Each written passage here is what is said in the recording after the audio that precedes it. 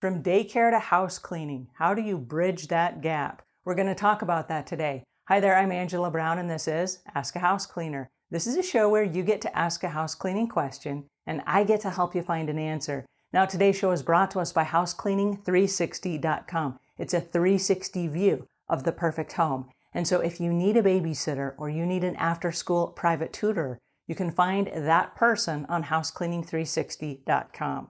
Now, if you are a private tutor or you are a babysitter, you can list your business there so that people can also find you. So housecleaning360.com. If somebody comes to your home to do their business, you will find that person on housecleaning360.com. All right, on to today's show, which is from a daycare provider who's going to pick up some house cleaning on the side. Here's her question. I have a full-time in-home daycare and I'm wanting to do some housekeeping on the side. I still think I should treat this as a business venture. I just am wondering if maybe I'll have to get a little more creative to get clients. What is your advice? All right, that's an excellent question, and I'm going to take off my house cleaning hat for a minute, and I want to go back in time. Now, I'm one of 19 kids, so I've been around kids my entire life.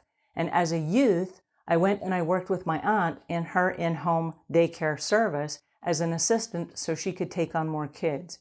A lot of things that I understand about kids, and I want to hit your question from that angle, not from the house cleaning angle.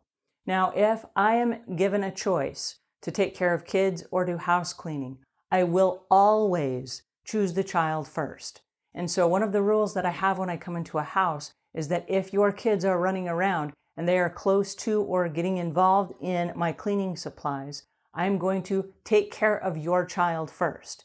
That is my first priority, is the protection of your child. And so when it comes between children and house cleaning, the child always comes first. Now, as a daycare provider, you probably feel the same. So in order to answer your question, my question is this. Let me back up a step. Why are you trying to pick up house cleaning on the side? Is it because you're trying to expand your world just beyond kids all day? Or is it because you need the extra money? It's probably one of those two things.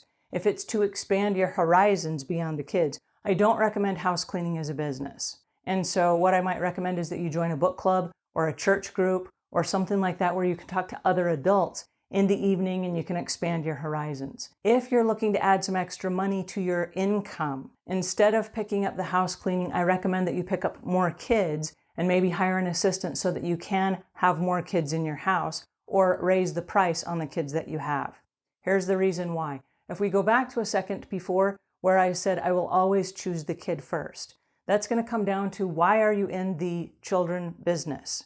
If you're in the children business and you're choosing the child first, house cleaning is going to become very difficult for you for this reason. When are you going to clean the houses? Because you just said that you were a full-time daycare provider. In the United States, full-time means usually 7 a.m. to 7 p.m. or 7 a.m. to 5 p.m. or 7 a.m. to 6 p.m.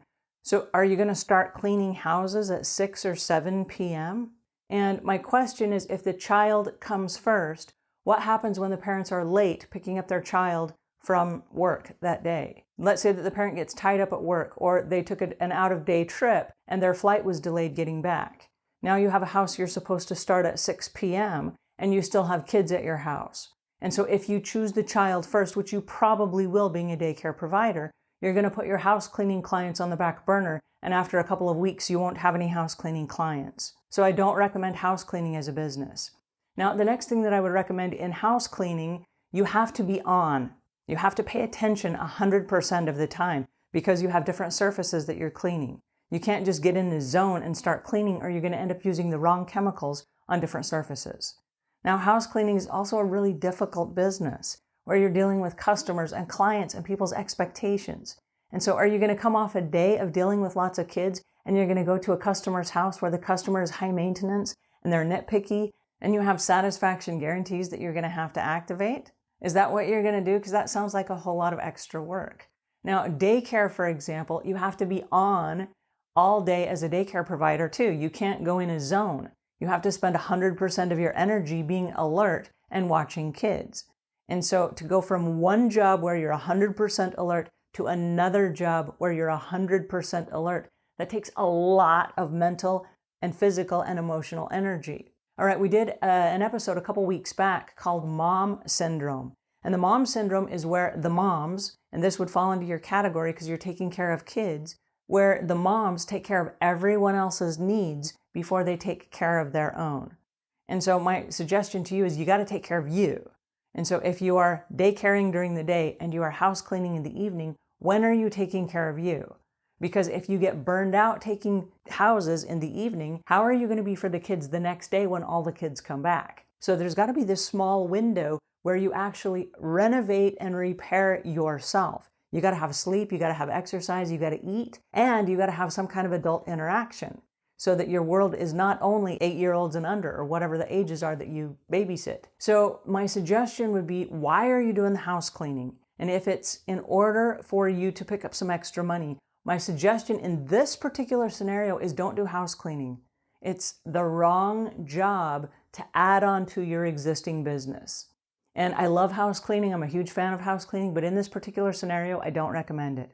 You are allowed, and I don't know where you live, and I don't know what part of the world you live in, but I would check with the government where you live in because you are allowed so many kids per adult. Like I know in the United States, in most areas, you can have up to 8 children under the ages of 12, including your own, without a paid assistant. And if you have a paid assistant, you can have up to 12 children in your home. So if it's getting more children, what I would recommend is that you have an assistant come help you, and you take a couple of kids after school, for example, for a couple of days a week.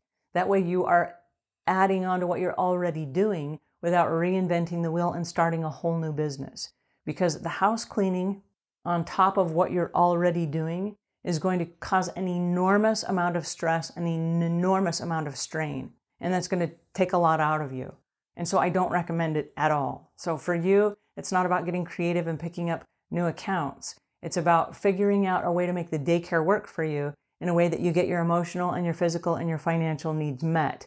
And I don't think that involves house cleaning for you. So just this particular scenario, I don't recommend house cleaning. It's a huge project, and you are already taking on a huge project.